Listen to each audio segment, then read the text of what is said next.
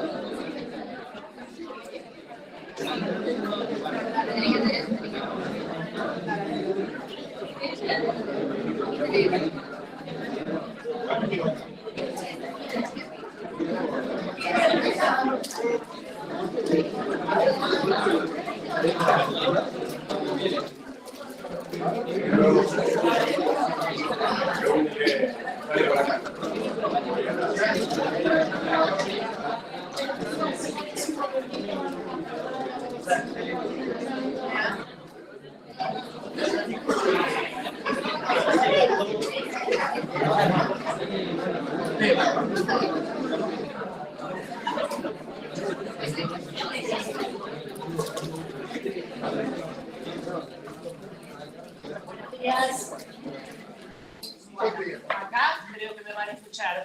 Vamos a ver si los compañeros que están aquí me están escuchando. Por favor, que alguien confirme o...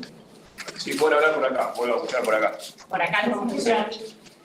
Sí. Alguien prenda el micrófono y diga si me están escuchando bien. Sí, se escucha. ¿Se escucha? Gracias. Parece que no hay nadie para mí.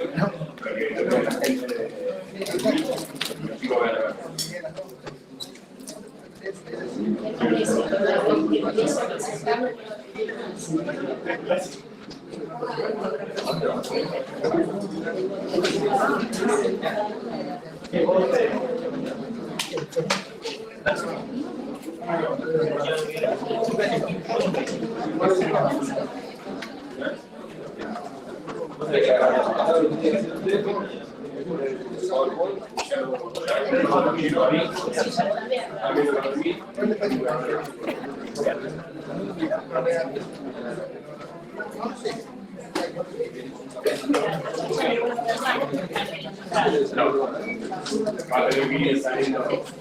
Puedo hacerle poner ahí.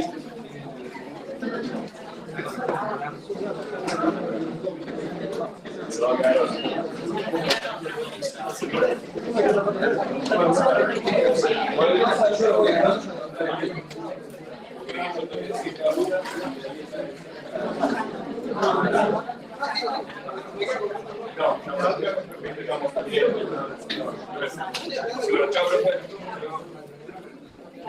Bueno, vamos a comenzar. Quise adelantarme para que no estén tan emocionados, pero no se podía, así que bueno, es todo un tema con esta tecnología. Si hay algún compañero que por ahí les avisa que está tratando de entrar, que van a recibir un mensaje, avísenme, vamos a ver si podemos admitir algunos más. ¿Vieron? Y así ya arrancamos.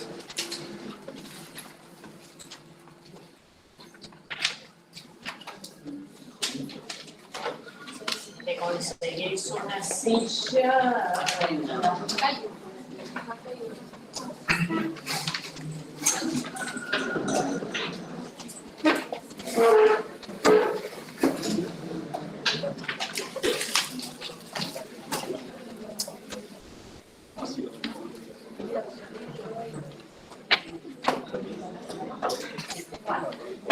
Vamos a arrancar.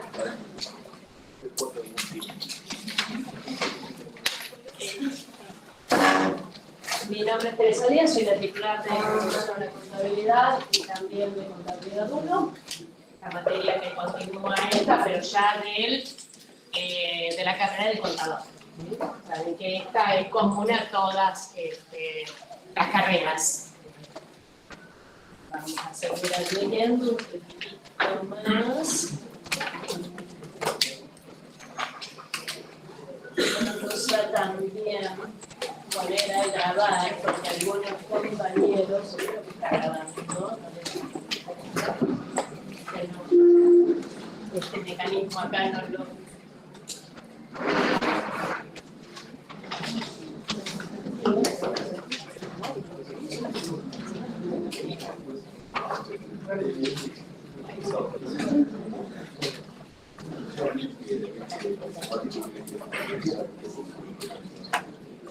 Hay alguna opción así, que aplique a todo lo que uno tiene, sin límite, que no tenga que estar compitiendo, no lo sabes. Debería ser. No, pero a este le pregunté y me dije que no.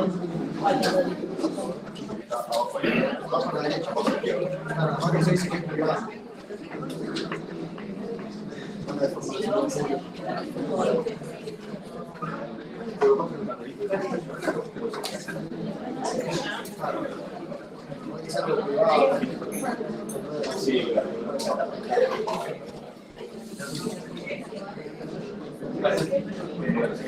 No, sí, ya está terminando. Hay unas opciones abajo.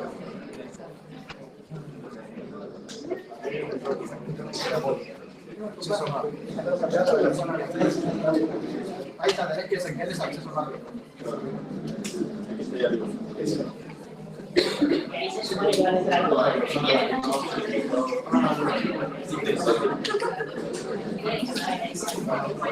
No era eso. No, porque lo pregunté hace.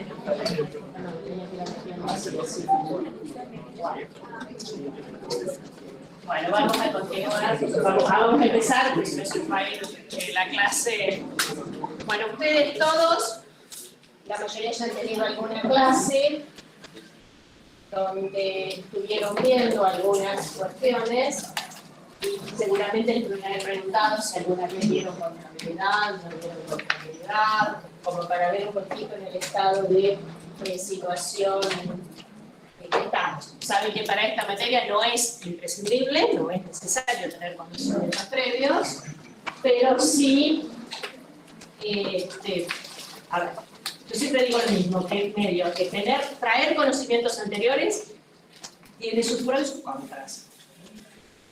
sus pros, por supuesto, si vieron 5 años de contabilidad de secundario, incluso algunas cuestiones cuando empecemos a ver, no sé, registración, algunos asientos y demás, van a decir, uy, estuve 5 años haciendo asientos, esto me parece muy elemental, muy sencillo. Pero justamente, como no tenemos ese parámetro, arrancamos desde cero, como si nunca lo hubieran visto.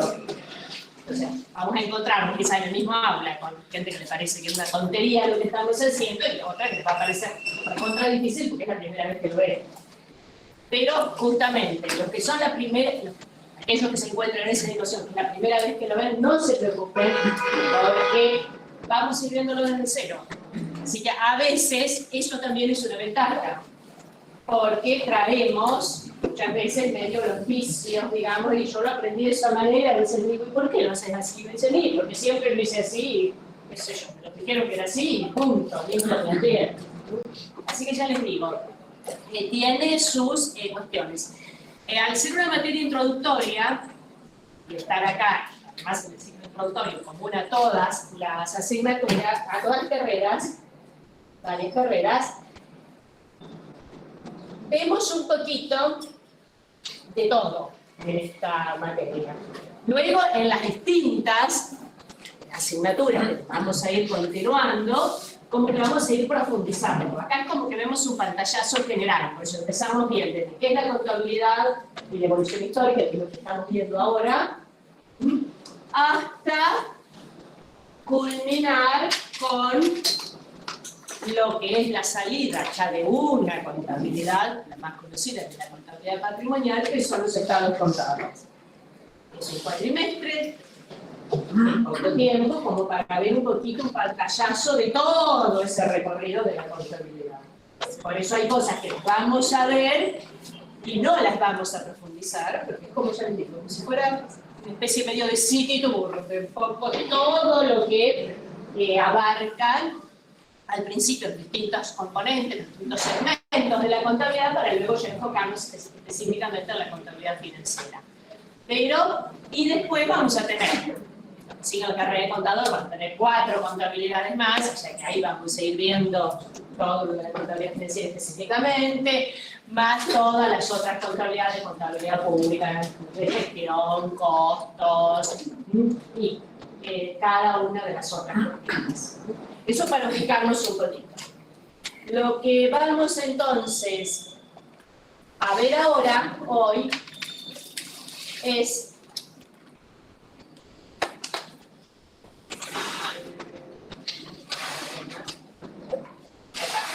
el punto número 2, que es la importancia y sentido de la evolución de la contabilidad en consonancia con los principales acontecimientos históricos, porque el punto 1 más o menos ya lo empezaron a ver, cada uno en su posición. De todas maneras, lo que está acá está todo en el material. Saben que ustedes tienen el material, que son los libros de uno de la parte teórica y otro de la parte práctica, donde tienen absolutamente todo el material, no necesitan ninguna otra cosa. Así que todo lo que vamos a ver acá está allí.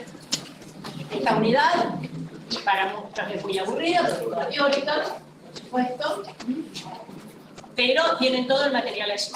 Y hablando un poco de los que tenían información de contabilidad o no, que han visto contabilidad previamente, seguramente los docentes los invitaron a responder una encuesta.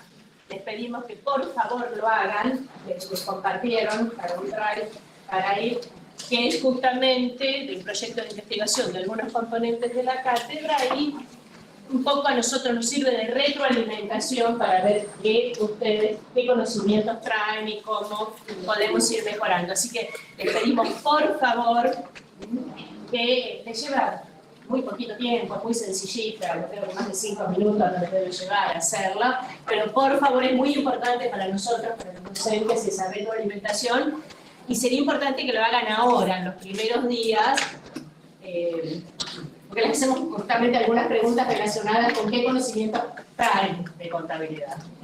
Así que eso, por favor, los que no lo hayan hecho, les rogamos que se metan y lo hagan. Cada docente, cada comisión compartió el enlace. Bueno, vamos a hablar un poquitito entonces, estamos más o menos, me están escuchando bien, supongo, y vamos a ir arrancando. Esto más o menos estuvieron hablando en el primer punto. Lo primero que tenemos que hacer en una asignatura nueva que comenzamos es justamente esto. La ubicación de la contabilidad en el campo del conocimiento. Y ahí empezaron a preguntar, ¿la contabilidad es una ciencia? ¿La contabilidad es una técnica? ¿La contabilidad es un arte? ¿Qué es la contabilidad? Habrán visto que para poder definir un poco eso teníamos que ver qué significaban cada una de estas palabras. Yo no puedo decir, esto está hecho, no sé, de tal manera si yo tengo la menor idea de qué es ese tipo de madera. Ya no podría opinar de algo que yo no sé. Entonces, por eso al principio lo que tenemos es un poco eso. Yo lo que les voy a mostrar acá para ubicarnos en justamente lo que vamos a ir viendo luego es algunas definiciones. Esas están todas en el material. Pero solamente no para que se aprendan de memoria, una definición, ni nada. Acá no queremos que razonen un poco, no que repitan cosas sin saber de qué se trata. Pero para que presten atención solamente eso.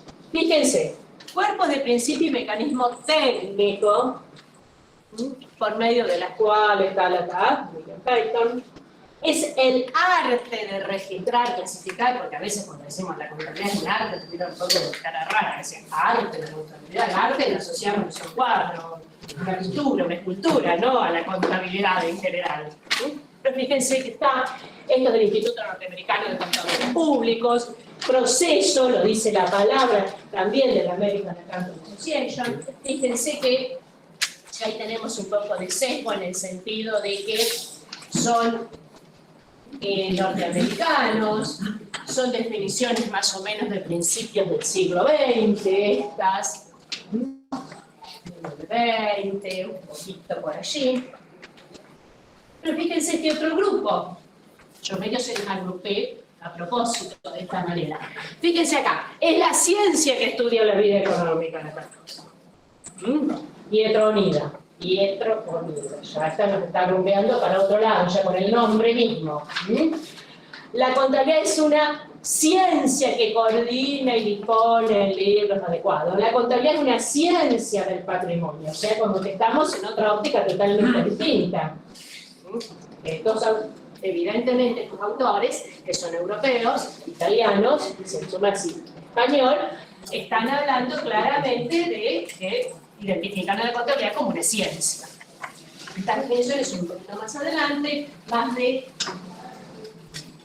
un poquito antes, aunque Masi ya se fue para mí de 1940, las otras un poquito antes. Por eso les decía que para ubicarnos nada más, tenemos algunos argentinos aquí, a ver qué opinan los argentinos. Es argentino, Enrique Poble-Newton, autor contemporáneo, vive actualmente, tiene muchos libros, muchos nosotros en nuestra asignatura no, pero vamos a hacer referencia algunas veces, pero las que nos continúan van a estudiar mucho de sus libros.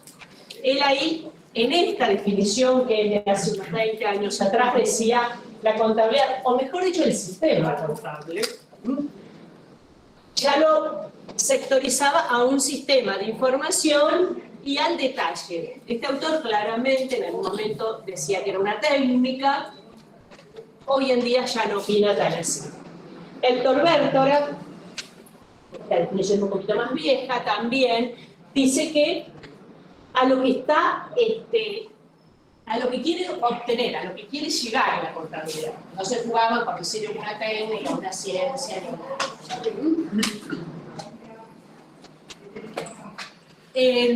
una resolución técnica, ya vamos a hablar de esto, nosotros para emitir los estados contables, que va a ser el objetivo final de la contabilidad, de informar a los terceros, a través de lo que llaman literalmente los balances, estados contables, ese va a ser medio nuestro objetivo final, para confeccionar esto, para mostrar lo que está haciendo el ente. Nos vamos a guiar de lo que llamamos resoluciones técnicas, que las emite un organismo de profesionales, empleados en esta federación, porque si no, todos los que estamos hoy acá, que somos más de 200, entre los que están allá y los que estamos aquí, cada uno trabajaría como quisiera. Entonces hay que unificar para que todos lo hagamos de la misma manera, siguiendo ciertas reglas. Eso lo hace lo que nos van a dar estas resoluciones técnicas. Esta está derogada ya aquí, pero importante, porque ahí hablaba claramente de una disciplina técnica. O sea, acá en Argentina, como que ese es un poco el concepto que teníamos allí. Luego tenemos desde el año 2000 lo que se llama el marco conceptual, o sea, como el marco de conceptos. Ahí vamos a encontrar definiciones para aquellos que sabían contabilidad de activos, de pasivos, de gastos. Lo vamos a encontrar allí. Lo vamos a ver, no se preocupen, los que no saben de qué estamos hablando, no se preocupen que vamos a ir viendo todo esto, todos esos conceptos que vamos a ir viendo. Ya ahí no hablaba una definición, pero sí siempre, fíjense que casi todas las definiciones que yo les estuve mostrando, siempre terminan en que es para facilitar la toma de decisiones. Más allá de que sea una ciencia, una técnica, un arte, es como que un poco el objetivo, ¿cuál es? Brindar información, pero que esa información que yo brindo, bueno, es nuestro propósito, que sirva a alguien. Si damos información que no sirve para nada, no tiene ningún sentido. ¿Para qué? Para tomar decisiones. O sea que, como ven, ha habido de todo. Esa pregunta inicial que nos dijimos, una ciencia, una técnica, un arte, ha habido de todo. Y si es una ciencia, además, nos preguntábamos, ¿qué tipo de ciencia? Porque eso también lo han visto un poquito y está bien allí explicado. Tenemos ciencias naturales, ciencias sociales, ciencias puras, ciencias aplicadas. Entonces acá, si bueno, ¿es una ciencia social? ¿O qué tipo de ciencia? Rápidamente, una de las definiciones de ciencia es esta: conocimiento racional, sistemático, exacto, verificable y por consiguiente falible. Esa es la definición un poco de ciencia aplicada a una disciplina. Racional, de la razón. Sistemático, no de cualquier manera, sino ordenadito. Exacto. Verificable, se tiene que poder comprobar. Y por consiguiente falible. Yo no te lo puedo verificar, tengo que poder verificarlo, puede fallar. Y justamente eso es lo que hace el avance de la ciencia. Esto lo vemos todo el tiempo. Decimos, en un momento, no sé, tal medicamento sirve para curar una cosa. Después sale, no, ese medicamento no sirve para curar esto. Es todo lo contrario. O esto hacía bien, no sé, a tal cosa. No, resulta que ahora se demostró que no hacía bien a tal cosa, sino que para esto otro. Porque justamente es algo en constante evolución. Lo vimos a diario ahora en toda esta etapa de pandemia, en el hecho de que primero nos decían que se curaba de una manera, después que no, que la vacuna primero servía, después que no servía, después que sí, después que no. Porque justamente a medida que va avanzando el conocimiento, se va cambiando y va evolucionando. Y después también teníamos si era formal o fáctica, porque ahí tenemos que ver cuál es el objeto de estudio y el método de estudio. Que si es ciencia necesitamos eso, un objeto de estudio y un método de estudio.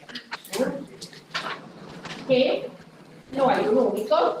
Ustedes ya hicieron sociales en el primer cuatrimestre, entonces todo esto ya lo tienen bastante masticado a todas estas cuestiones, mejor que lo que nosotros les vamos a dar acá, porque todo esto ya lo han visto, los que hicieron sociales.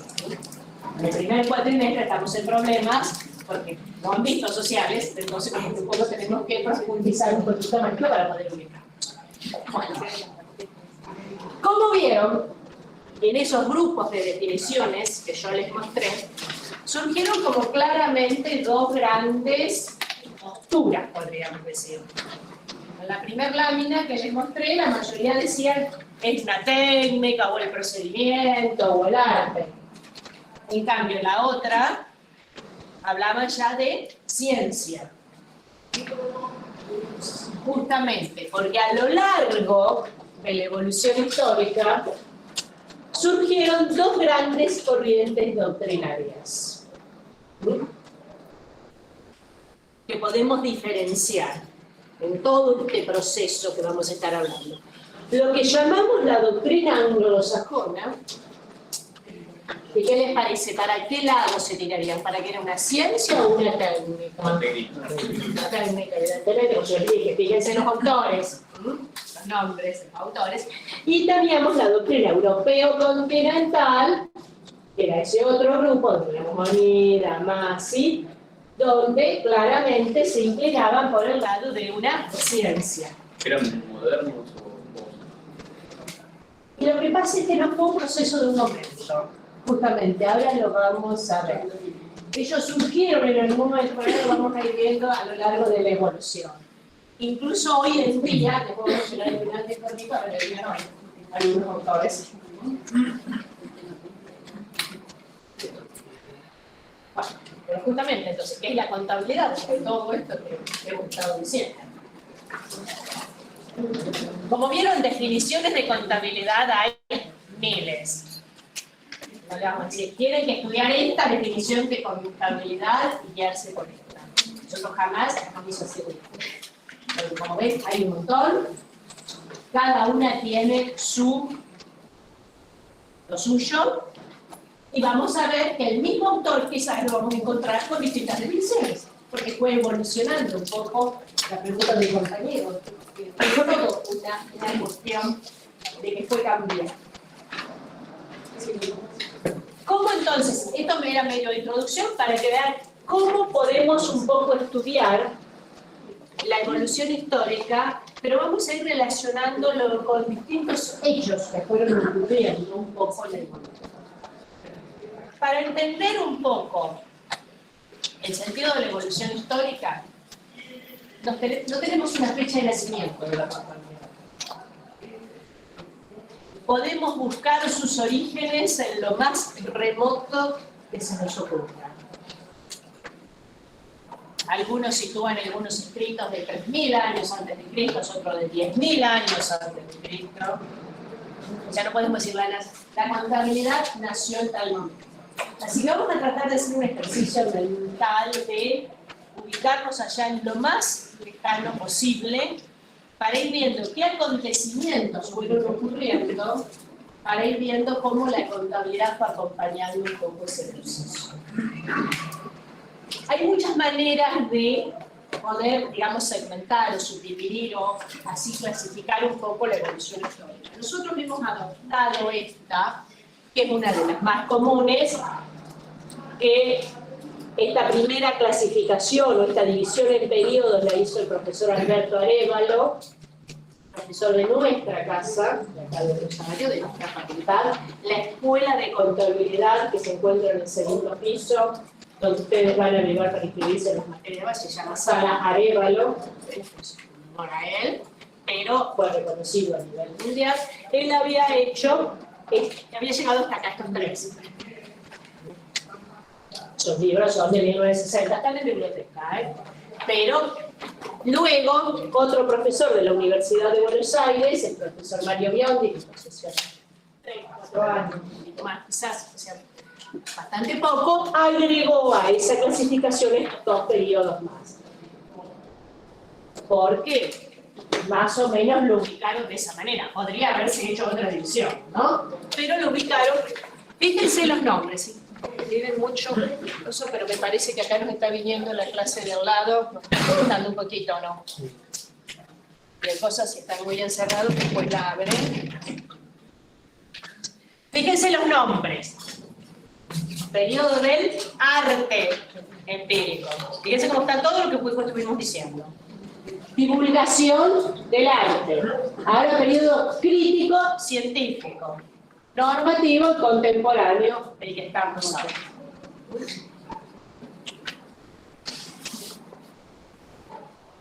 Del arte empírico. ¿Qué significa la palabra empírico? Ya lo he estudiado. ¿Casado en? La experiencia. Justamente, yo les decía, a ver, remontémonos a lo más primitivo que se nos ocurra. Allá lo más lejano en el tiempo, al hombre de la prehistoria. ¿Cómo vivía? ¿Cómo subsistía? Buscaba su propia comida, cazaba, comía, también abrigado, con las pieles, vivía aislado, pero a medida que fue evolucionando, ¿qué pasó? Se empezó a relacionar con otros. Empezaron a formarse aldeas. Digo, piensen así, imagínense un poquito esa situación. Y con ello, quizás empezó también, a partir de esa relación, algún intercambio de bienes. Hoy que quizás conocemos como el trueque hoy en día, pero ahí quizás no, hasta ni siquiera era equivalente lo que se intercambiaba. Yo a lo mejor, no sé, tenía pieles y el otro tenía carnes. En ese proceso de la evolución, al principio, como que se supone que tenía que haber un registro mental de las operaciones que hacía, pero de alguna manera luego hubo que empezar a anotar lo que hacía. Y se han encontrado escritos, por eso ese primer periodo, fíjense, del arte, ustedes tienen por allí, ya lo deben haber visto, las definiciones de la palabra arte, como si bien uno abre la relación además con esa capacidad innata de hacer las cosas, saben que también otra definición es justamente procedimiento, parecida a la definición de técnica.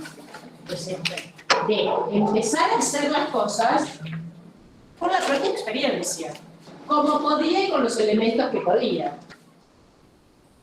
Podemos mencionar acá como algunos antecedentes de ese periodo de arte empírico. Algunos de los que ustedes tienen allí. Pero decíamos, a ver, empezó a tratar de expresarlo, de anotarlo de alguna manera a esas operaciones que realizaba. ¿Con qué? Con lo que tenía a mano. Se han encontrado en cuevas, descubrimientos arqueológicos, en paredes de cavernas, algunos escritos hechos con piedras, con lo que se tenía. Por supuesto no conocían ni pintura ni nada de eso, justamente fue acompañando todo eso. Entonces, está bien puesto a este periodo ese nombre del arte empírico. Con los elementos que tenía, fue empezando a hacer anotaciones. A mí me gusta este tema, lo he estudiado bastante, en algunos lados, en algunas cavernas tipo Palote, empezamos el jardín de infantes, con anotaciones y demás, con lo que se tenía. Con huesos, con piedras. Esto ya está un poco más avanzado. En el antiguo Egipto, acá suponemos que son nuestros primeros antecedentes, los contadores son los escribas. Al lado del faraón, los faraones a veces eran o de muy corta edad o no sabían leer y escribir. Tenían alguna persona, era que tenía que llevaba las anotaciones. Eso es lo que se denominaban los escribas, que eran personas que sabían y que iban a así que tenían, los faraones tenían muchísimas riquezas. De alguna manera tenían que anotar eso que tenían. Cuáles eran sus posesiones y además... las transacciones que hacían también, ¿no? Y sí, por supuesto. En Asiria se supone que hubo algunas operaciones bancarias de préstamo. Los fenicios, que son aquellos que salían a navegar, que algunos dicen que hasta habían llegado a América incluso antes que Colón, porque navegaban los mares, pero navegaban. Volvían y había que repartir los bienes, las guerras, había que repartir cosas. Entonces, de alguna manera, se empezó a tratar de llevar un poco de algún tipo de anotaciones. Por supuesto, nada que ver como lo conocemos ahora, pero algunas anotaciones. En Grecia conocemos lo que llaman los logistas o los logistas. Esto quizás, cuando era chiquito, recuerdo haber tenido un abaco sobre las pelotitas para contar. Bueno, un abaco romano, parecido al que está ahora, se necesitaba de alguna manera ir llevando cuenta de las operaciones que íbamos realizando. Se supone que la mayor cantidad de operaciones las llevaban, los registros los llevaban las iglesias. Las iglesias tenían un papel muy importante en las civilizaciones primitivas, sobre todo en los primeros años después de Cristo, cuando se construían grandes iglesias, como más grandes mejor, algunas que aún todavía hay en pie, donde además para construir una iglesia se acercaban todas familias que se iban a vivir directamente, porque duraban años, muchos años la construcción de las mismas. Entonces necesitaban los que trabajaban la tierra, los que trabajaban la madera y demás. Entonces directamente se asentaban, y muchas ciudades se formaron precisamente porque al decidir algún rey o alguna autoridad de ese lugar decidió construir una iglesia, se formó la comunidad alrededor de eso, que iban y se instalaban directamente por años. Entonces se iban formando allí las distintas comunidades. Las iglesias siempre fueron un poco el centro neurálgico de la vida de las ciudades. Y hasta hoy en día en muchísimos lugares, que tiene que ver con algo que viene un poquito después también, a ver, no sé si todos acá son de Rosario, pero la gran mayoría de las localidades, ¿qué tenemos?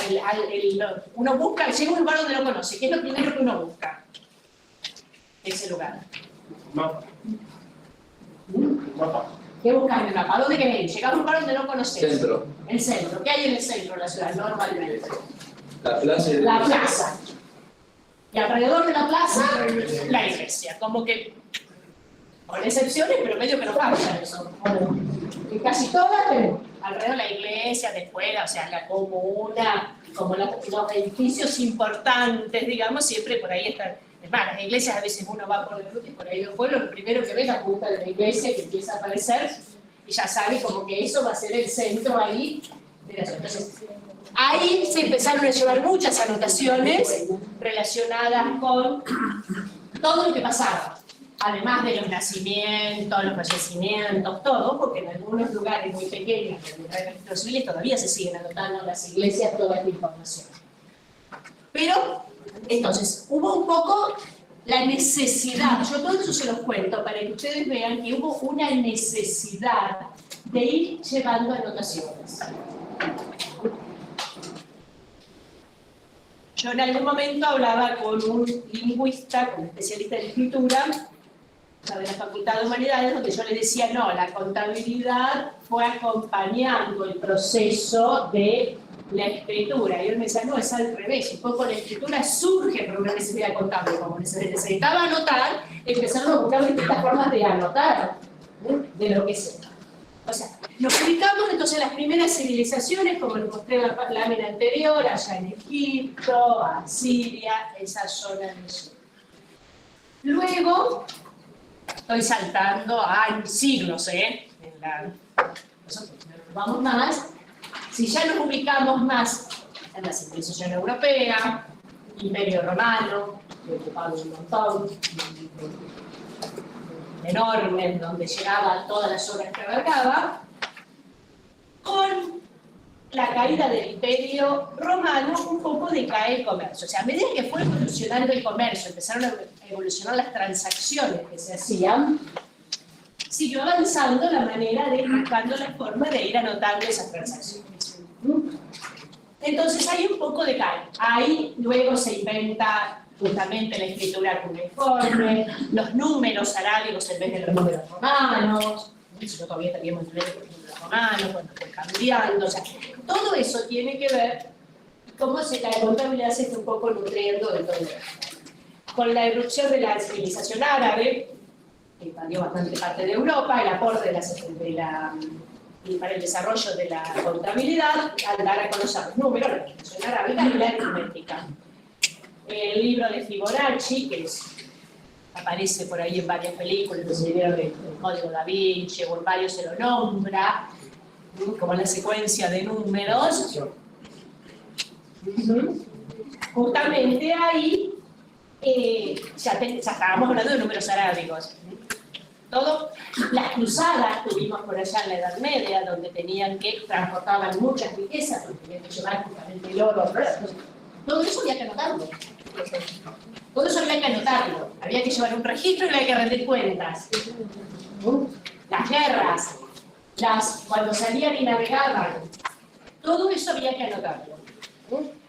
Se traslada entonces un poco el comercio al norte de Italia. De allá del Medio Oriente pasamos un poco al norte de Italia. La escritura cuneiforme, esto es un antecedente de lo que serían nuestros primeros libros diarios. Los libros diarios surgen un poco de escribir, ahora voy a mostrar otras fotos, se hacían escritos en tablas, en tablillas, en tablas de madera, de arcilla húmeda o de arena húmeda, donde se escribía con lo que tenían a mano. Al secarse quedaba el registro del día. De ahí surge un poco el libro diario. Hay muchas, se han encontrado. Yo ahí no entiendo nada. ¿Qué Lo que dice no se entiende, pero eso la verdad es que no. Claro, no sé. Ahora vamos a otra Hay que que a ver preguntar que le escribió. hay que si él sabía el número todo.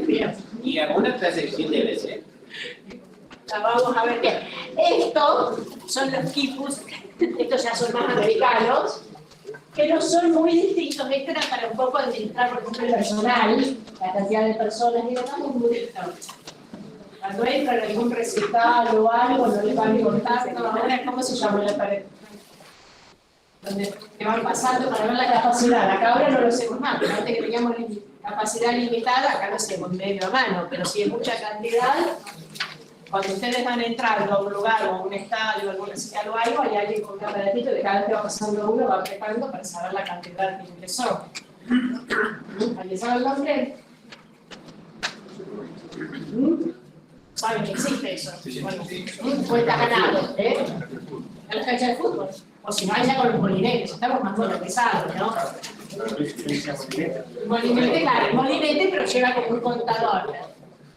Los que eran manuales se les dice cuenta ganado, porque justamente también la actividad agropecuaria es como para ver la cantidad de ganado que ingresa un predio y demás, por el mismo aparatito. Bueno, los incas al principio eso lo hacían con nudos, con una soga y entonces una persona un nudito a la otra.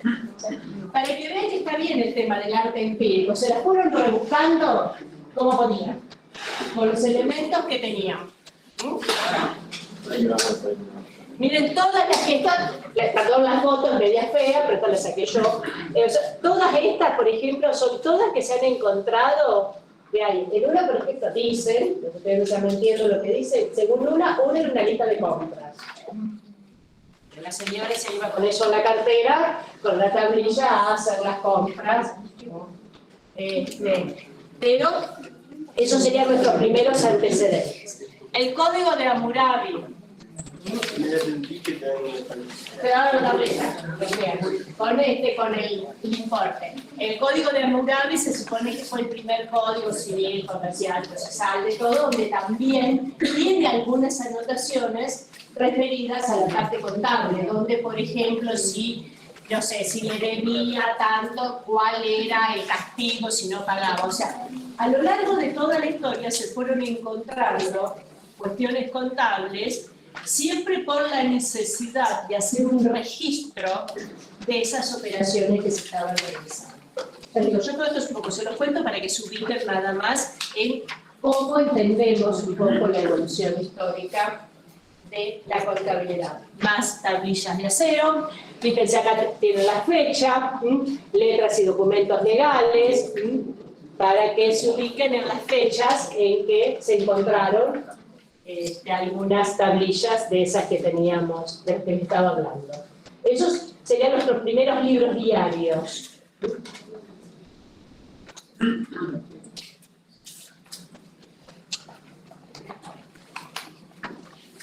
Ya tenemos otro. La lista, esta era la de la lista.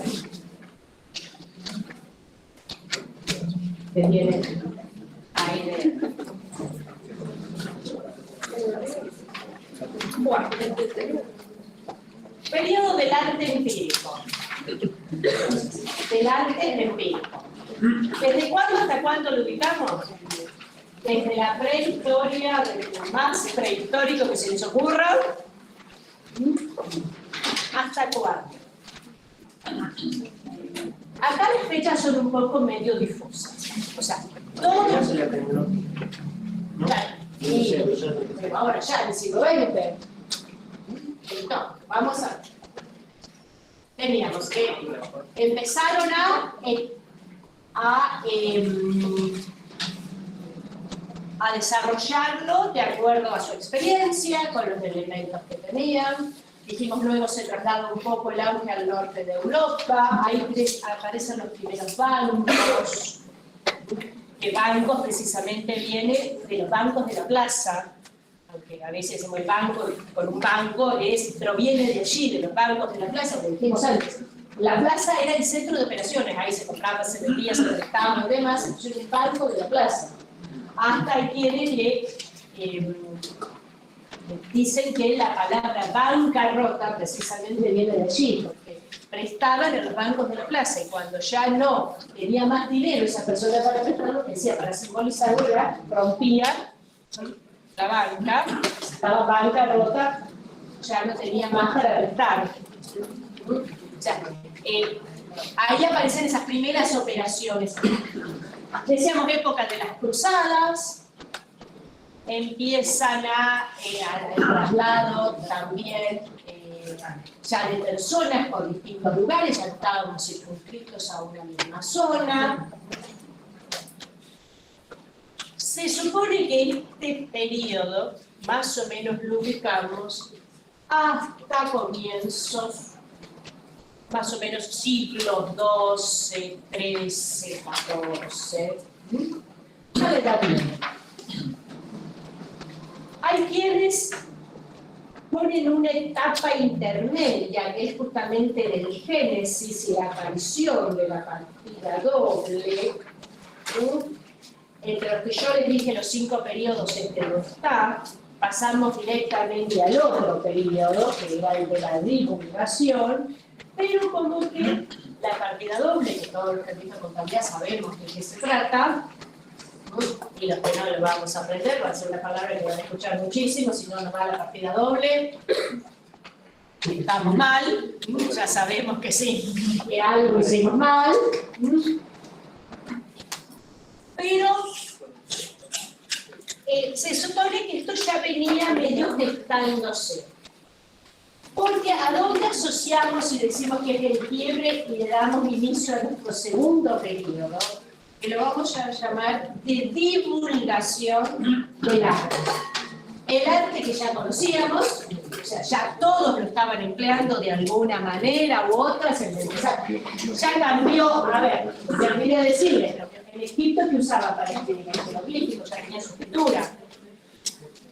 Ya se pasó a escribir también en rollos de papel, de árboles y demás. Al principio, fíjense que la escritura tenía que leer parado, porque eran unos rollos así enormes, incluso a veces dibujos de esa época, hoy diríamos memes, donde estaba la persona hablando y tenía que ir pasando hacia el rollo, estaban aburridos de atrás y bueno, le cortaban un poco para que acortara un poco la cosa y no se quedara ni horas hablando. Hasta que a alguien se le ocurrió en algún momento que en vez de tener ese rollo enorme, re incómodo, la única forma de leerlo era así parado, de decir, ¿y por qué no lo vamos doblando un poco así y así? Y lo vamos plegando y aparecieron los pliegues y así aparecieron los libros. Algo aparentemente tan sencillo, pero a algunos se tuvo que haber ocurrido esa idea de hacerlo de esa manera. Entonces ya se podía leer sentado. No se olviden que todavía estamos hablando de épocas de gran analfabetismo, que eran pocas las personas que sabían leer y escribir, muchos los reyes que tenían bibliotecas enormes y demás, muchos no lo sabían, por eso tenían personas que eran las que les llevaban todo. ¿Qué es lo que damos inicio? ¿O cómo marcamos de por qué pasamos a divulgación del arte? Por este señor, que lo tienen allí. Porque acá hay un hecho muy trascendente. ¿En qué año se descubrió América? 1492. Para que recuerden un poco la fecha. Regla memotécnica. 1494, me pareció. Aparece un libro, que es este que tenemos allí. Teníamos Europa, todas las civilizaciones allí, de alguna manera llevaban todo anotando, y acá hay un hecho trascendente, que es la aparición de la imprenta. Apareció la tecnología. Un hito fundamental aquí es la aparición de la imprenta. También está lleno por ahí Renacimiento. Un poquito antes estamos al Renacimiento. Justamente, ahora llegamos al Renacimiento. Estamos un poquito antes todavía. El descubrimiento de la imprenta, ¿alguien se acuerda quién? Steven Gutenberg. Gutenberg. Fue una revolución, como ahora, la era tecnológica, cuando aparecieron las computadoras, también fue una revolución, imagínense la aparición de la imprenta en ese momento. Entonces, eso marca todo un hito, a todo nivel. La primera obra que se hace en imprenta, ¿saben cuál es? La Biblia. La Biblia, exactamente. Y de ahí empieza era el chiche nuevo, era lo revolucionario. Todo lo que andaba dando vueltas por allí se empieza a hacer por imprenta. Empiezan a aparecer publicaciones de todo tipo de lo que se les ocurra. Entre todo esto, aparece este libro que tienen ustedes aquí, de un monje franciscano, Luca Pacioli, donde publica este libro, el Tractatus, que en realidad es un libro de matemáticas. De matemáticas, geometría, probabilidades, y le dedica un capítulo a la partida doble. Un capítulo a la partida doble. Durante muchísimos años, hasta hace a lo mejor no tantos, creo que cuando yo estudiaba, no le voy a decir la fecha, son hace muchos años, todavía se decía que el autor de la contabilidad, el padre de la contabilidad, era Luca Pacioli. Y a él se debía el debe y el haber, que él fue el inventor de la contabilidad, o el inventor del debe y el haber. Sobre Luca Pacioli, hoy en día ya nadie lo cree a eso, porque justamente, aparentemente, el mecanismo de la partida doble ya venía usándose en las iglesias, donde tenían que ver lo que gastaban por un lado y la plata que les entraba y la plata que les salía. Aparentemente fue otro monje franciscano del otro lado de Venecia, donde estuvieron, más o menos fue el que medio pergeñó ese mecanismo, así que debía quedar igual de los dos lados y demás. Pero el Luca Pacioli además era pintor, también muy amigo de Leonardo da Vinci, la ilustración de la tapa, que si la puse ahí está, es de Leonardo da Vinci.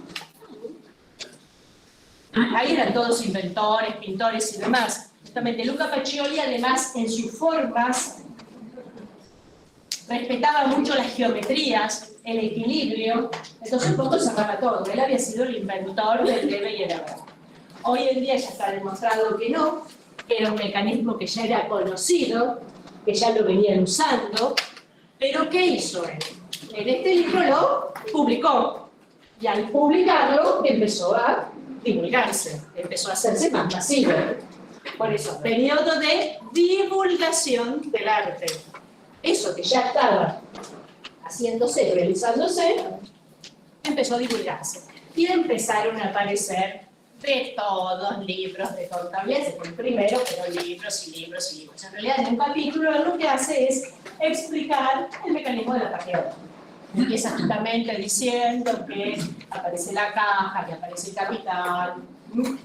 Creo que acá en la biblioteca hay una edición, porque yo traje esto, una universidad de los originales, lo que quedan todos en el mundo, pero otra universidad de acá del país hizo hace unos 20 años atrás una reproducción del libro de Luca Pacioli, donde está en un lado el original y del otro lado. Y yo tengo uno y he traído uno acá a la facultad, a la biblioteca, donde está esa reproducción que hizo la UADE, la Agencia de Empresa, del libro original de Luca Pacioli. Entonces, ¿qué queda claro? El periodo del arte empírico, ¿por qué lo llamamos del arte empírico? Y ¿por qué lo llamamos de divulgación del arte?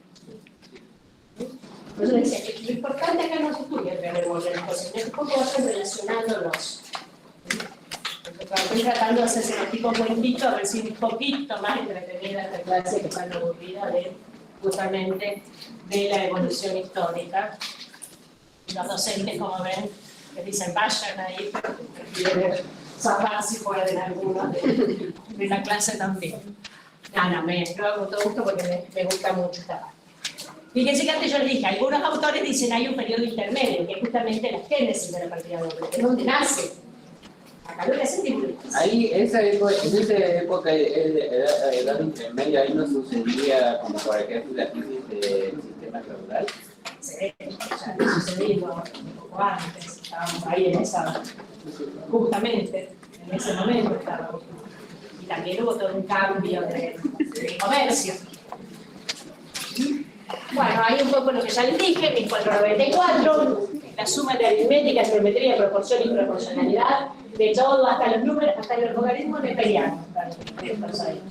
Pero un capítulo, el capítulo 11, es el que explica las reglas de la partida doble. Es por eso que trascendió, quizá todavía se encuentra en el mundo dado así muy bien, porque no se actualizó o no tiene por qué saberlo, si buscar la parte académica o de investigación, les dice quién inventó la contabilidad, les dice Luca Pacioli. Siempre Luca Pacioli, el inventor de la contabilidad, el padre de la contabilidad. Bueno, recién vos me preguntabas edad moderna, o alguien de por ahí. Estábamos acá, edad media. Estamos ubicados en edad media. Fíjense la fecha, les dije asocia en 1492, Colón llega a América. Bien, otro tipo de civilizaciones, otro tipo de culturas, otros comercios, América.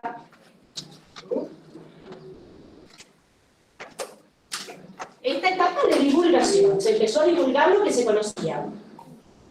Pero llegamos justamente un poco al Renacimiento. Que por aquí lo encontramos. Renacimiento, florecimiento de todas las ciencias, las artes. ¿Y la contabilidad?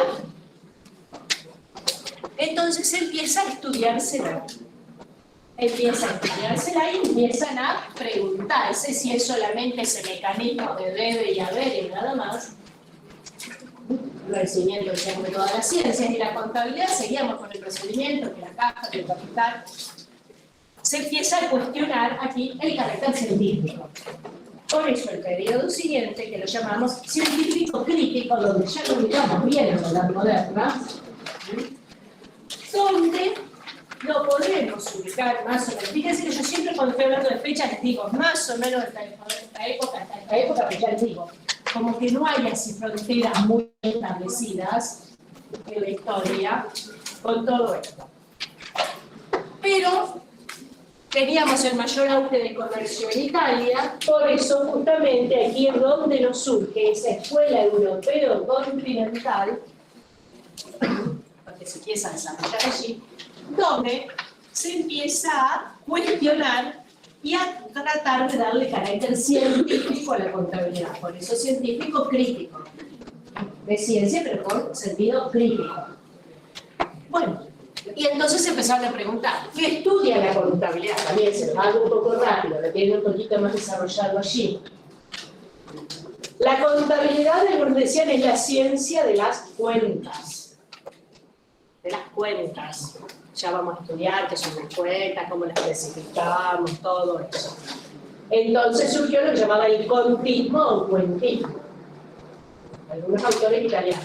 El objeto de estudio, si acabamos con un objeto de estudio, el carácter científico eran las cuentas. Pero las cuentas simbolizan personas.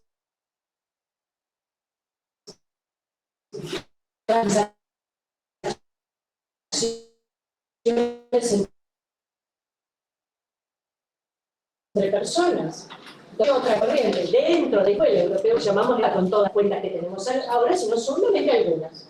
Y siempre simbolizaban personas. La persona a la que le debo, persona a la que le debo, persona a la que le compro. El personalismo. ¿Y para qué? Con el ánimo del control. No solo del control de las operaciones privadas, sino sobre todo el control del Estado, que manejaba todo. Entonces el controlismo. Fabio Vesta fue uno de los que estuvo en el cuentismo, pero después defensores del controlismo. Pero el control, dijimos, a nivel del Estado, pero sobre todo las operaciones de las haciendas o haciendas o hacendas, no haciendas, que hoy asociamos la palabra hacienda a algo agropecuario, sino hacienda como organización, un poco también proviene de la palabra de hacienda, del portugués, o hacienda del italiano. Hacienda? ¿El Ministerio de Hacienda? No, acá estaba refiriéndose a, no al ministerio, no justamente al Ministerio de Hacienda, sino a las organizaciones privadas. La Hacienda como una organización. No lo llamábamos empresas, pero como las empresas, exacto. Tanto, digamos, empresas que tienen ánimo de lucro, cualquier tipo de organización. Como asociado a esa, de una organización que tiene que llevar contabilidad. Con las empresas, pero no necesariamente, porque toda la gente sin fines de lucro, el Estado también lleva contabilidad, justamente lo vamos a ver en los distintos segmentos. Entonces, el control de las operaciones de las organizaciones, diríamos, para decirlo en general. Por supuesto, también a nivel público. Pero acá nos estamos refiriendo específicamente a el Ministerio de Hacienda, como si fuera el control del erario público, sino directamente de las operaciones. Y ya, esto si bien empezó por allá, por el siglo XVIII, por eso les decía que un poco también lo que vos antes me habías preguntado, fue evolucionando, por eso empezó con el modernismo y después fue pasando ya medio para el postmodernismo. Porque el patrimonialismo, ¿pero qué me interesaba de esas haciendas? ¿Estudiar toda la organización en su conjunto? No, el patrimonio de esas organizaciones, de todas las empresas.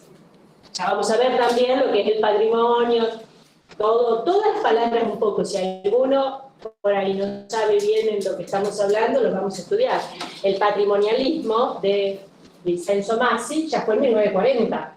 O sea, fue un proceso que empezó y como que fue evolucionando. Incluso hace poco un autor brasilero, López de Sá, sacó el neopatrimonialismo como algo todavía más moderno.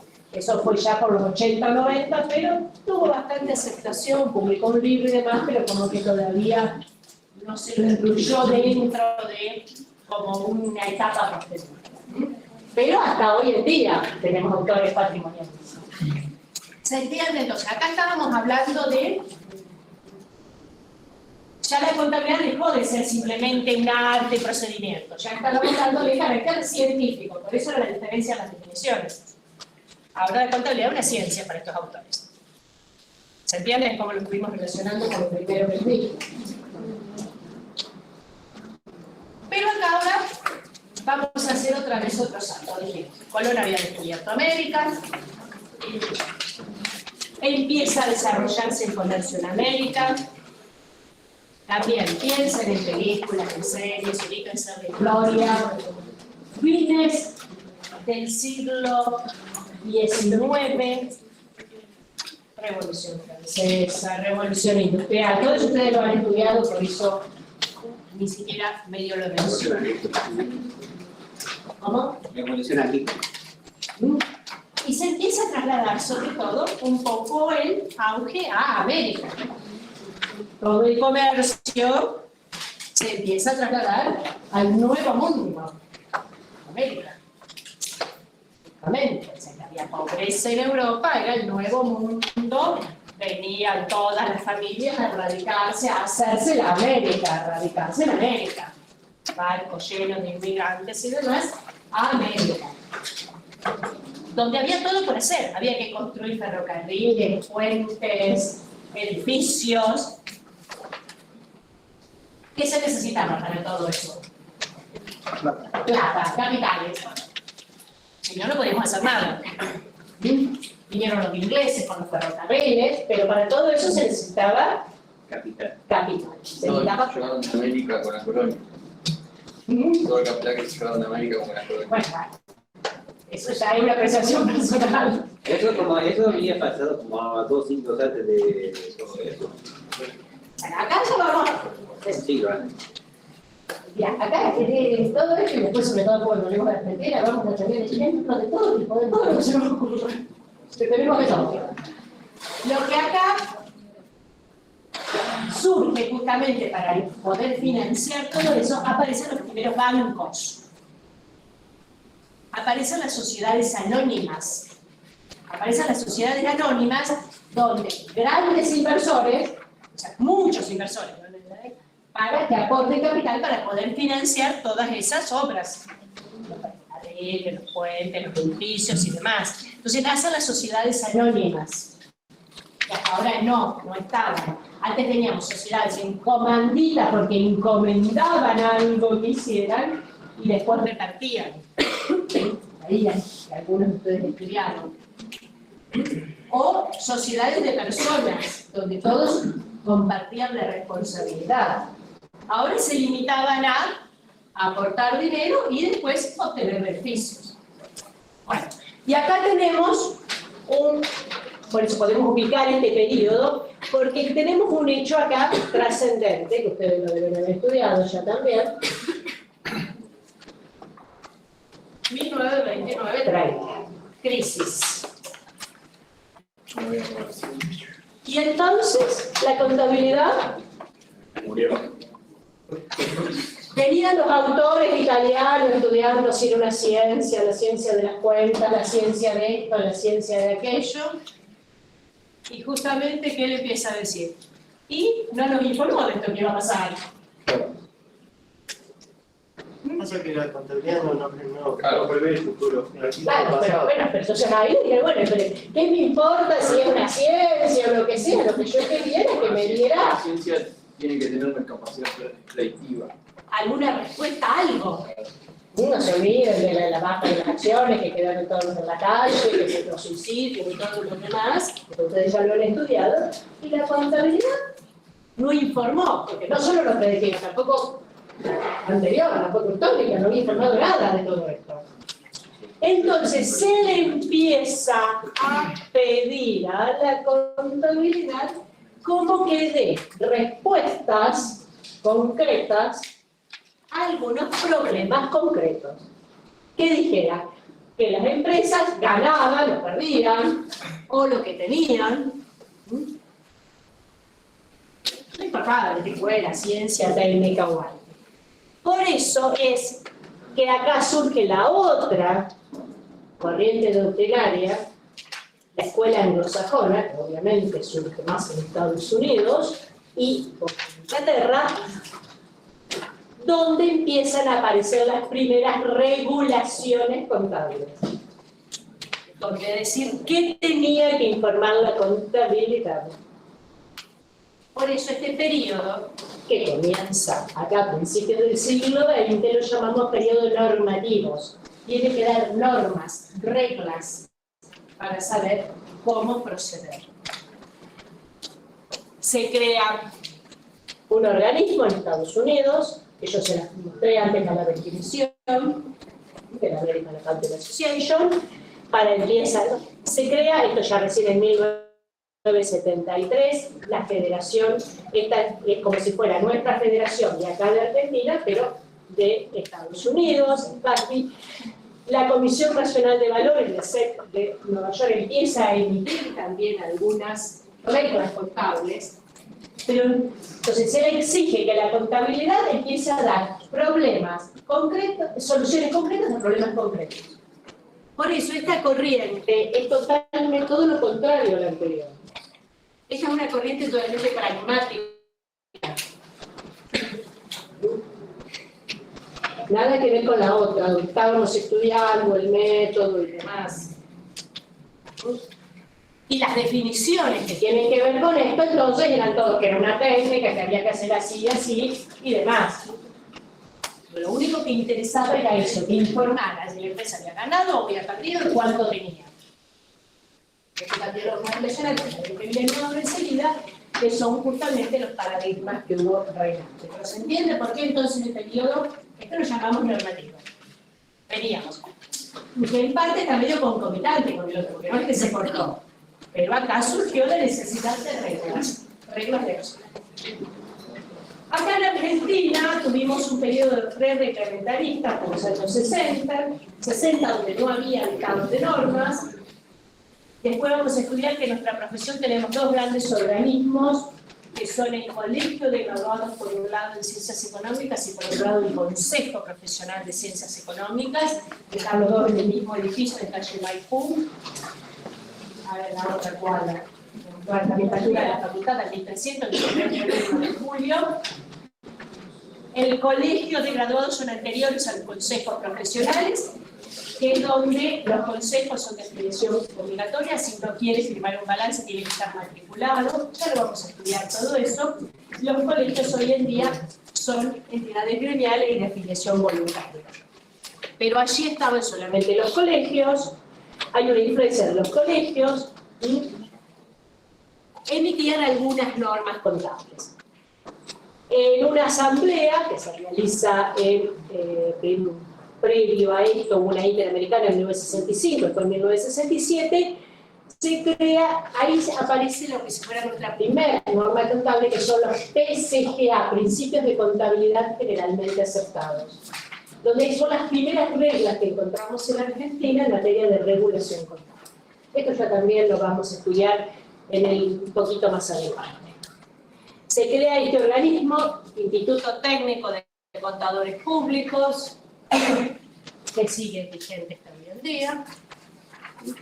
Luego, ya a partir de la década del 70, aparece lo que les decía los consejos profesionales, donde si yo tengo que firmar un balance, sí o sí tengo que sacar mi matrícula profesional en el consejo profesional. Y empiezan a emitir lo que antes les mencioné, que son las resoluciones técnicas, que para poder hacer un balance tengo que hacer de acuerdo a esa resolución vigente en ese momento, si no, no me la van a hacer. No puedo hacer un balance como yo quiero. Poner lo que yo quiero, relativo, o ponerlo en el orden que quiero, sino que tengo que respetar ciertas reglas para dar un poco de uniformidad y de credibilidad a los representantes, porque si no, lo hago como quiero y cada uno haría lo mismo. Periodo normativo, principios del siglo XX, provocado un poco por la crisis de Wall Street. Primera Guerra Mundial, Segunda Guerra Mundial. ¿Hasta cuándo el periodo normativo? Y también, más o menos lo podemos ubicar hasta mediados del siglo XX, porque justamente mediados del siglo XX, ya vamos terminando, ya no estamos bien de hora, pero no los quiero aburrir tanto, se empieza un poco también, cambia la economía con la Segunda Guerra Mundial. Totalmente, cambia el mundo, diríamos. Hay dos grandes bloques económicos y políticos, por un lado la Unión Soviética, por el otro lado Estados Unidos. Se empieza después a tratar, se empieza a formar la Comunidad Europea también, bloques de países. La Comunidad Europea, primero se llamó Unión Europea, Comunidad Europea, fue cambiando varias veces. El Parlamento empezó a emitir normas contables para los países que estaban allí adheridos. Saben que hoy en día sigue estando, justamente, y se van adhiriendo cada vez más países a la Unión Europea. Escuché ayer o ayer que estaban tratando de agregarse algunos más. En la década del 90, caída del muro de Berlín, otra vez hay cambios, se disuelve la Unión Soviética. Yo se los hago todo muy rápido, porque no tendríamos que hablar un montón. Pero el tema que se empieza a plantear acá, que es lo que distingue a esta etapa, es ahora ya tenemos empresas, tenemos grandes corporaciones, tenemos multinacionales con sedes en distintos lugares del mundo. Que, según el periodo normativo, teníamos que tener reglas contables. Ahora, cada país tiene que tener sus propias reglas contables y solamente son válidas para ese país. Y esta, pensemos en alguna de todas las multinacionales que se me vengan a la cabeza, que están en todo el mundo. Por ejemplo. Cada país de donde tenga sede Coca-Cola va a tener que hacer un balance con sus propias reglas contables. Sería medio caos. Pero las reglas contables las de esos países. Empieza lo que se llama el periodo de globalización de la economía, que se empieza a requerir la armonización con las normas entre todos los distintos países. No Coca-Cola, pero sí Mercedes-Benz. Mercedes-Benz en el año, no fue exactamente el año, pero antes de que formaran la Unión Europea, antes del 2000, que empezó el euro, tenían su propia moneda, cada uno de los países europeos. ¿Saben cuál era el de Alemania? El franco. Marco. El marco alemán. Tenía hasta su propia moneda, después unificando todos en el euro. Hace su balance en marcos alemanes, y parece que a Mercedes le da millones de ganancia en marcos alemanes. Pero Mercedes-Benz cotiza la bolsa de Nueva York. Cuando va para presentar su balance en la bolsa de comercio de Nueva York, le exigen que lo haga según las reglas de Estados Unidos, que son bastante distintas, que son muy restrictivas, con mucho criterio de prudencia. Y parece que le dan millones de dólares de pérdida. Y entonces, ahí está, hasta se pone en riesgo la credibilidad de la información que se está brindando.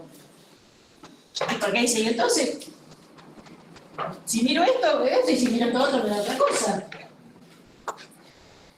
No queremos justamente dar esa imagen de que nos dicen, si los contadores dibujan todo, ponen uno lo que quiere que le dé y nada más. No, tiene que facilitar la información para la toma de decisiones. Entonces, ese fue uno de los hitos, ese caso de Mercedes-Benz y otros más que ocurrieron, para tratar de armonizar las normas contables a nivel mundial, de que no ocurra esto. Por eso, lo que caracteriza este periodo que llamamos contemporáneo, que llega hasta nuestros días, es precisamente la globalización de la economía y la armonización con las normas internacionales, porque tenemos un organismo internacional en Londres que emite normas contables a nivel mundial, pero él no tiene poder de policía, no le puede venir a obligar. Entonces ellos emiten normas, son normas de mucha calidad, muy extensas, pero luego cada país,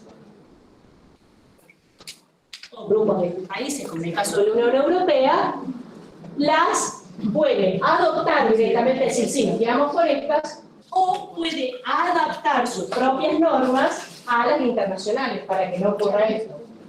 Nosotros lo que hicimos fue, seguimos dictando normas contables acá en Argentina, pero nos adaptamos, por eso en el año 2000 cambiamos todo, porque nos adaptamos a las internacionales. Nos adaptamos también, que algunos nos salieron igualitas. Medio parece ahí un copy-paste en algunas cosas, pero estamos bastante armonizados. Pero se siguen emitiendo. En Argentina, las que cotizan en bolsa hoy en día no las hacen según las normas argentinas, sino justamente las tienen que hacer con las normas internacionales, para que no ocurra eso. Pero no estamos armonizados en todo el mundo porque Estados Unidos todavía no acepta un poco de ella. O sea que todavía no estamos totalmente armonizados, que todos usamos las mismas. Más o menos esta parte se entendió. ¿sí? Más o menos Sí. así, cómo fue evolucionando. Empezamos del hombre primitivo que escribía con las piedras hasta llegar a los días donde estamos tratando de armonizar que todas las empresas del mundo lleguen con las mismas reglas. Con todos los cambios. Traten un poco de asociarlo así de esa manera para entender por qué esos distintos periodos de evolución. Y en todo este proceso podemos, ya nos falta poco, tiene calor, tienen abrigo, yo antes cerré por el ruido, eso estamos acá bien amontonados. Y en todo este proceso podemos diferenciar claramente el surgimiento de tres paradigmas, de tres grandes paradigmas. Esto también ustedes lo estudiaron, lo que es un paradigma, estudiaron Arcón seguramente, en economía sociales, las 11, ustedes introducción a la economía y introducción a las ciencias sociales. Antes las teníamos a la par en el viejo plan de estudio, en cambio ahora estamos con matemáticas, entonces ustedes, nuestra materia, en realidad la damos en los 2 cuatrimestres, pero en realidad tenían este segundo cuatrimestre, ustedes tienen ya este conocimiento, pero por el tema de la masividad tenemos que dividir las cortes y algunos lo hacen en el primero y otros en el segundo, pero en realidad nuestra materia, en la coherencia del plan de estudios, está acá, porque ustedes ya vieron un poco todo esto. Bueno, ya saben lo que es un paradigma y demás, podemos diferenciar, tuvo 3 grandes paradigmas en toda esta evolución. Esto, un autor español, Lopeneda, contemporáneo, defensor acérrimo de que la contabilidad es una ciencia, yo digo hasta hoy en día, seguimos. Él diferencia estos 3 paradigmas, hay que llamar paradigma legalista, de la verdad económica única y de la verdad orientada al usuario. El legalista, la contabilidad se lleva solo para cumplir con la ley, nada más. Ahora vamos a tratar de ubicarlos en el tiempo. Para cumplir con la ley. Eso está bien también desarrollado, ¿eh? A quienes está apuntando, incluso tienen un pequeño ejercicio. Ustedes detrás, después que termina, tienen unas preguntas para una guía para responder y también tienen la parte práctica, donde dice a quién está dirigido y cuál es el objetivo de la información en cada uno. Lo legalista básicamente era eso. Hasta hoy en día, ya digo, hay algunas empresas que hacen el balance y dicen, sí, porque me lo pide la FIP, me lo pide el banco y nada más. No me interesa más nada. Vamos a tratar de que no. Nosotros ponemos en la cabeza de que no sea que hacemos un balance solamente por eso. Legalista. Justamente un poco esto es lo que venía un poco de la antigüedad y lo único que nos interesaba era cumplir con la ley. Un poco influenciado por la crisis de Wall Street y demás, la contabilidad tenía que informar exactamente lo que ocurría. Verdad económica única. Exactamente lo que tenía, exactamente si había ganado o perdido. La única verdad. No había lugar a dudas. Y el otro paradigma, una verdad orientada al usuario, para que el usuario pueda tomar decisiones económicas. Estos están relacionados con la evolución en el tiempo y en los periodos que estuvimos mencionando recién.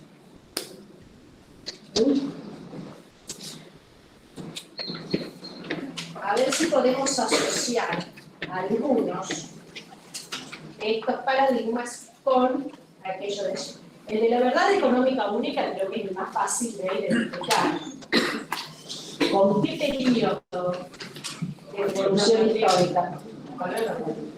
Claramente, justamente se le pedía normas para que dijeran cuál era exactamente la realidad de la empresa.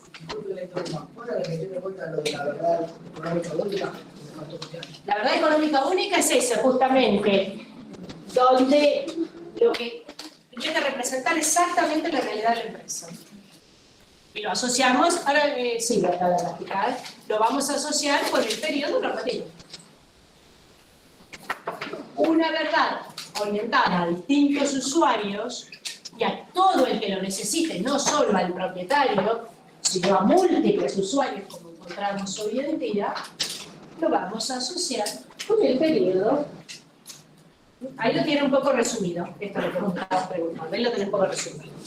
Legalista, las funciones de registro. La misión es dar cuenta al propietario, nada más. La verdad económica única, la verdad, el cálculo de beneficio y la situación patrimonial. Todo esto lo tienen en el material, así que no se preocupen, yo digo tanto copiar, está las mismas palabras. Y todo. Y una verdad orientada al usuario, información útil para la toma de decisiones. Con las mismas palabras y entonces, ¿cómo nos relacionamos?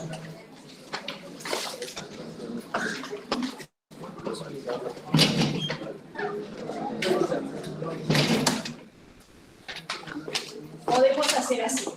Estos 3 primeros periodos, decíamos que lo único que nos interesaba era dar cuenta al propietario, y nada más. Como bien me dijeron, entre la verdad económica única, lo asociamos con el periodo normativo, y en el periodo contemporáneo, el actual que nos encontramos en este momento, decimos que hay múltiples usuarios con distintos grados de requerimiento de información. ¿A quién le entregamos la balanza? ¿A quién se dirige la información contable hoy en día? ¿A la FIP? ¿A quién más? ¿A ver qué lo hace?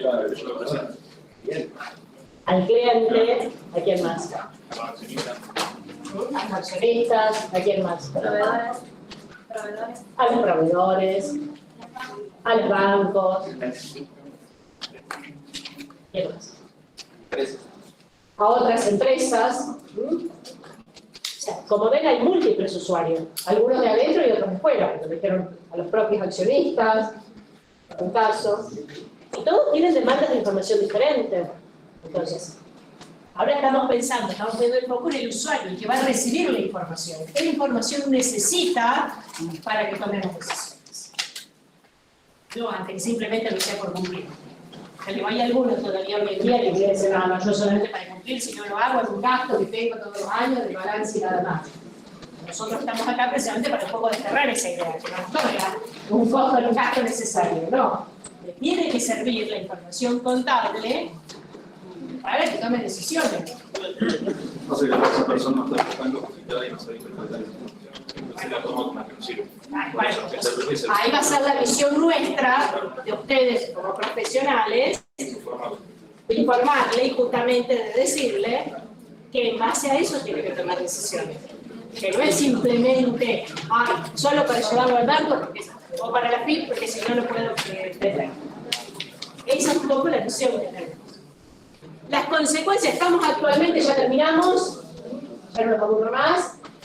Estamos actualmente en el paradigma de la utilidad del usuario, que más o menos surgirá a mediados del siglo pasado.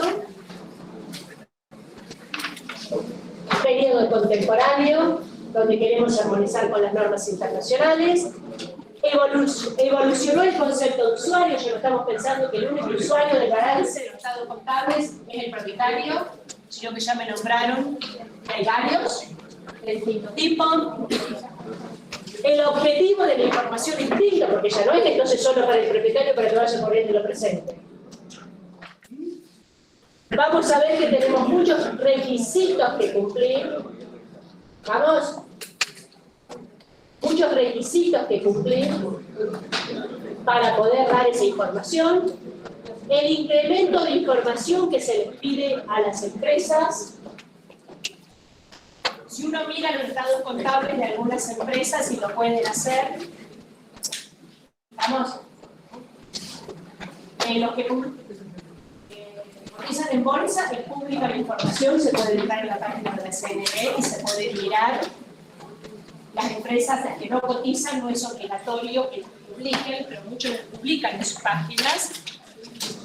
En algún momento tienen curiosidad o por ahí están navegando y lo ven, hay balances que tienen 200 páginas, estados contables. Yo digo balance para que me entiendan. Vamos a ver, vamos a hablar de informes contables o estados contables. Algunos tienen 5 páginas, pero otros tienen 200 páginas. Porque Necesitan mucha información, justamente para que puedan tomar buenas decisiones.